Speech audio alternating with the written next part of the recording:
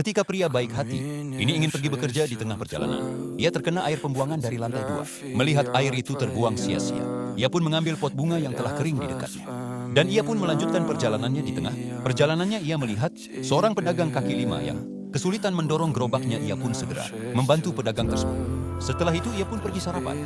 Ketika ia sedang menikmati makanannya, datanglah seekor anjing yang sedang kelaparan dan ia pun memberikan daging ayam yang sedang ia makan. Pedagang tersebut pun terheran melihat pria itu. Usai makan, pria tersebut pun melanjutkan perjalanannya dan ia pun melihat pengemis jalanan.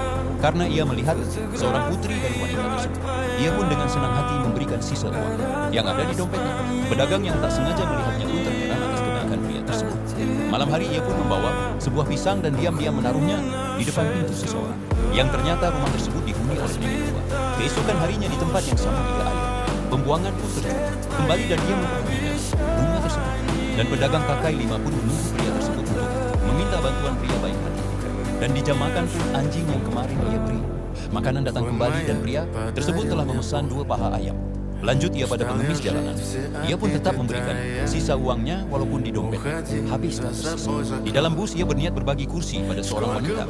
Malamnya ia tetap memberikan pisang pada nenek tersebut. Nenek pun bingung. Ia rela memberikan apapun yang ia punya untuk orang yang membutuhkan walaupun ia makan hanya dengan nasi. Hari pun terus berlalu, ia selalu memperhatikan bunga tersebut. Selalu membantu pedagang, mereka pun tertawa bersama bagaikan ibu dan anak. Ia pun memberikan anjing layaknya hewan peliharaannya sendiri.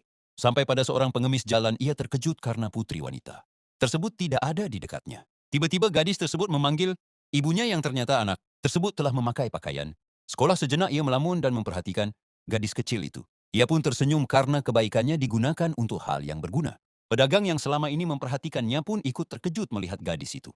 Dan malam itu akhirnya ia kepergok oleh nenek itu dan nenek itu segera memeluk dan berterima kasih padanya. Hari demi hari ia pun membantu pedagang berjualan. Dan bunga pun tumbuh dengan subur dan berbunga dengan indah.